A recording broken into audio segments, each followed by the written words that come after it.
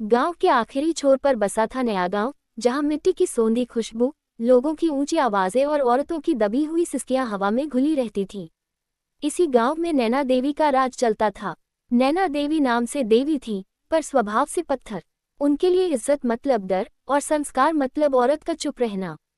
घर का हर फैसला उनकी जुबान से निकलता था और हर सदस्य बस उसे मानने के लिए पैदा हुआ था। सुमित उनका इकलौता बेटा था, पढ़ा लिखा, शहर में नौकरी करने वाला, लेकिन माँ के सामने आज भी वही डरा सहमा बच्चा। जब सुमित की शादी प्रिया से हुई थी, तब पूरे गांव ने कहा था कि यह शादी दो अलग दुनिया का मिलन है। प्रिया शहर में पली बड़ी, सुलझी हुई, आत्मसम्मान में जीने वाली लड़की थी, जबकि नैना देवी को ऐसी बहू चाहिए थी जो आंख नीचे रखे, आवाज धीमी रखे और हर बात पर जी माँ कहे। शादी के पहले दिन ही प्रिया ने महसूस कर लिया था कि यह ससुराल आसान नहीं है। गृह प्रवेश के समय जब उसने थाली से आरती उतारते हुए हल्की सी मुस्कान के साथ नैना देवी के पैर छुए, तो नैना देवी ने आशीर्वाद के नाम पर बस इतना कहा, देखते हैं शहर की बहू गांव में कैसे निपटती है। उस एक वाक्य में चुनौती भी थी और चेतावनी भी। शुरुआती दिन चुप्पी में गुजरे। प्रिया हर काम मन लगाकर करती, सुबह सबसे पहले उठती, चूल्हे की आंच से हाथ जलते, फिर भी उफ तक न करती। लेकिन नैना देवी को ये सब दिखावा लगता था। उन्हें लगता था कि यह बहू धीरे धीरे सुमित के दिल में जगह बना रही है, और यही डर उनके भीतर जहर की तरह फैलता जा रहा था। एक दिन की बात है, गांव में पंचायत थी। नैना देवी को पूरे गांव के सामने अपनी धाक दिखानी थी। उन्होंने जानबूझकर प्रिया को बुलाकर ऊंची आवाज में कहा, ये शहर की बहू है, इसे गांव के काम कहाँ आते हैं। सबके सामने प्रिया को नीचा दिखाया गया। प्रिया का दिल कांप उठा, आंखें भर आईं, लेकिन उसने सिर झुकाकर बस इतना कहा, माँ सीख जाऊंगी। यही वह पल था जब नैना देवी ने मन ही मन ठान लिया कि यह बहू अगर झुकी नहीं तो तोड़ी जाएगी। सुमित सब देख रहा था, लेकिन कुछ कह नहीं पाया। रात को कमरे में प्रिया चुपचाप बैठी रही। सुमित ने पूछा, बुरा लगा। प्रिया ने हल्की मुस्कान के साथ कहा, आदत डाल रही हूँ सुमित। शायद यही मेरी परीक्षा है। लेकिन परीक्षा सिर्फ प्रिया की नहीं थी, इस रिश्ते की भी थी। अगले ही दिन नैना देवी ने नई चाल चली। उन्होंने गांव की औरतों के बीच ये बात फैला दी कि प्रिया को गांव पसंद नहीं, वह सुमित को शहर ले जाना चाहती है।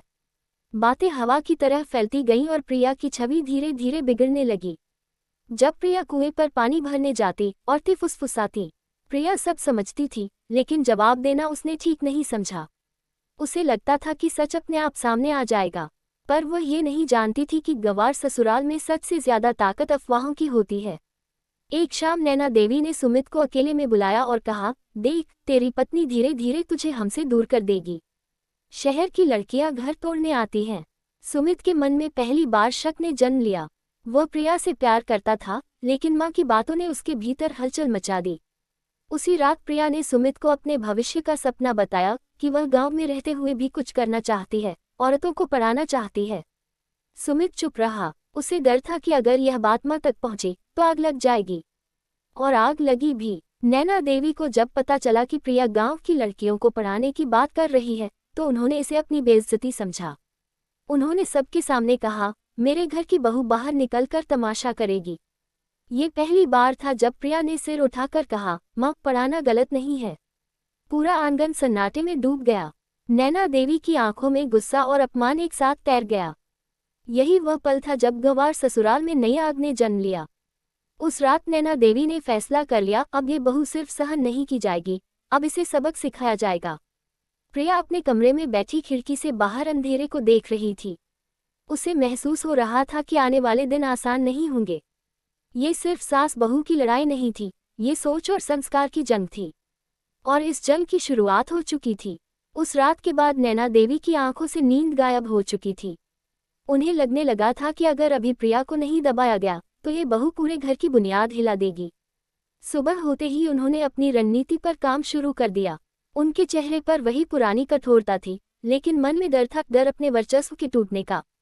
प्रिया रोज की तरह सुबह उठी, लेकिन आज हवा कुछ अलग थी। आंगन में बैठी औरतों की नजरें तीखी थीं, फुसफुसाहटें ज्यादा तेज थीं।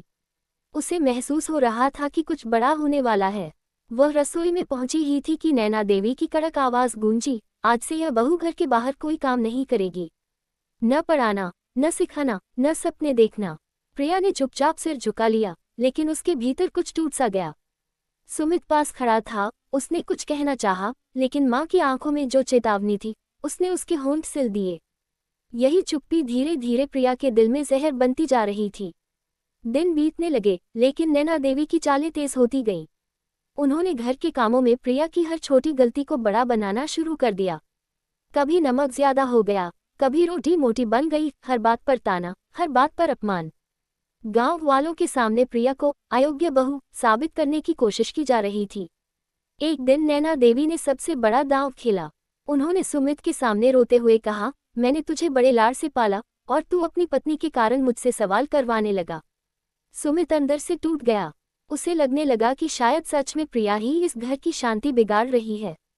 उस रात सुमित और प्रिया के बीच पहली बड़ी तकरार हुई। सुमित ने गुस्से में कहा, तुम माँ की बात क्यों नहीं मान लेती? थोड़ा झुक जाओ। प्रिया की आंखों में आंसू आ गए।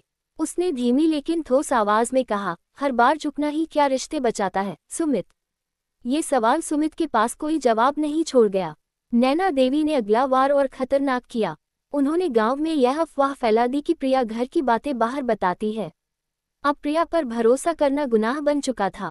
कुएं पर, मंदिर में, चौपाल पर, हर जगह उसके खिलाफ बातें होने लगी। प्रिया ने पहली बार महसूस किया कि अकेलापन कितना भारी होता है।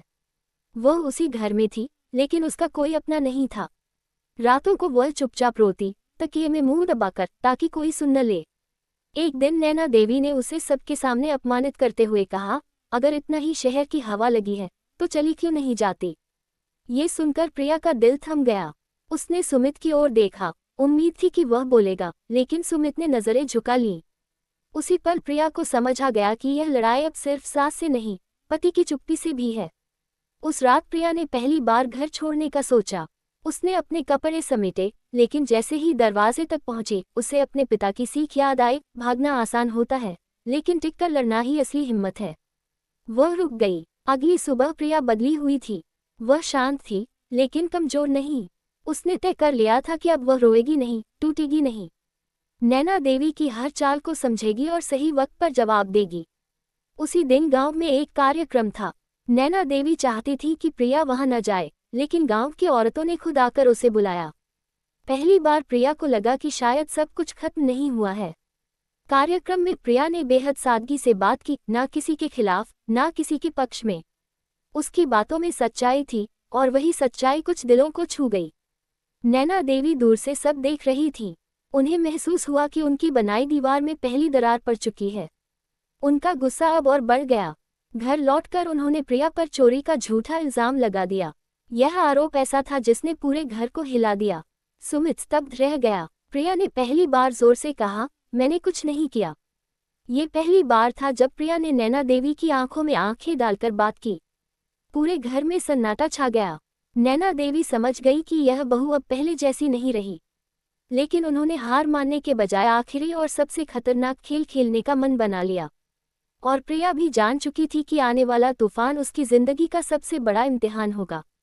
गंवार ससुराल की इस लड़ाई में अब सिर्फ रिश्ते नहीं, पहचान दांव पर लग चुकी थी। घर में लगा चोरी का इल्जाम सिर्फ प्रिया पर नहीं था, वह पूरे रिश्ते की ईमानदारी पर वार था। नैना देवी जानती थी कि इज्जत से बड़ा हथियार कोई नहीं होता। जैसे ही यह बात फैली, घर की दीवारें भी जैसे प्रिया को घूरने लगी। सुमित अंदर ही अंदर टूट चुका था, लेकिन अब भी सच्चाई देखने की हिम्मत उसमें नहीं आई थी। नैना देवी ने पूरे गांव के सामने यह बात फैला दी कि घर के गहने कम हो रहे हैं और शक की सुई सीधे प्रिया पर टिक गई। प्रिया ने खुद को निर्दोष साबित करने की कोशिश नहीं की, क्योंकि उसे पता था कि सच चीखने से नहीं, सही समय पर सामने आता है। उसकी चुप्पी को लोग उसकी कमजोरी समझ बैठे, लेकिन ये चुप्पी तूफान से पहले की खामोशी थी। एक दिन पंचायत बुलाई गई। वही पंचायत जहां पहले नैना देवी का डर चलता था, आज वही जगह प्रिया की सबसे बड़ी परीक्षा थी। नैना देवी ने भर्राई हुई आवाज में कहा कि बहू ने घर की मर्यादा तोड़ी है। सबकी निगाहें प्रिया पर थीं। सुमित भी वहीं बैठा था, लेकिन उसकी आंखों में अब अपराधबोध साफ झलक रहा था। जब प्रिया को बोलने का मौका मिला, तो उसने पहली बार अपने दिल का बोझ हल्का किया।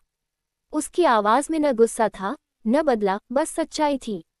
उसने बताया कि कैसे हर दिन उसे नीचा दिखाया गया, कैसे अफवाहें फैलाई गईं, कैसे उसके सपनों को गुनाह बना दिया गया। भीड़ खामोश थी। कुछ औरतों की आंखों में आंसू थे, क्योंकि उन्हें अपनी कहानी प्रिया में दिख रही थी। नैना देवी को यह उम्मीद नहीं थी। उन्हें लगा था कि पंचायत में भी उनका दबदबा चलेगा, लेकिन हवा बदल चुकी थी। तभी एक बूढ़ी औरत ने आगे आकर कहा कि गहने उसने खुद नैना देवी को अलमारी में रखते देखा था। ये बात सुनते ही जैसे जमीन खिसक गई। सुमित की आंखें खुल गईं। उसे पहली बार एहसास हुआ कि वह किस अंधे भरोसे में जी रहा था। उसने उठकर माँ से पूछा, ये सब क्या है? नैना देवी के पास कोई जवाब नहीं था। उनका सारा घमंड, सारी चालें उसी पल ढहने लगीं।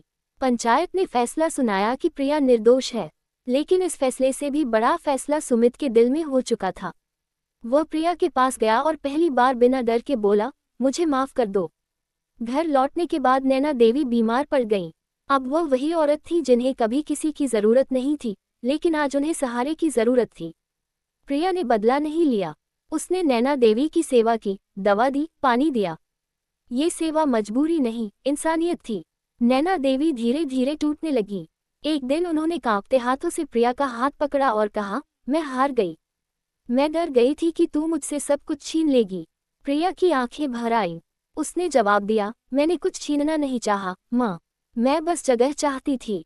ये पहली बार था जब नैना देवी ने प्रिया को बहू नहीं, इंसान समझा। समय बीतने लगा, घर का माहौल बदलने लगा। सुमित अब चुप नहीं रहता था। वह हर फैसले में प्रिया के साथ खड़ा होता। गांव की औरतें भी प्रिया के पास आने लगीं। वही पढ़ाने का सपना अब सच बन रहा था। नैना देवी आंगन में बैठकर यह सब देखती थी। उनके भीतर पश्चाताप था, लेकिन साथ ही सुकून भी। उन्हें समझा गया था कि गंवार ससुराल असल में सोच की गंवारता थी, रिश्तों की नहीं। एक शाम प्रिया ने घर की देहरी पर दीप जलाया। वह दीप सिर्फ मिट्टी का नहीं था, वह संघर्ष, धैर्य और आत्मसम्मान का प्रतीक था।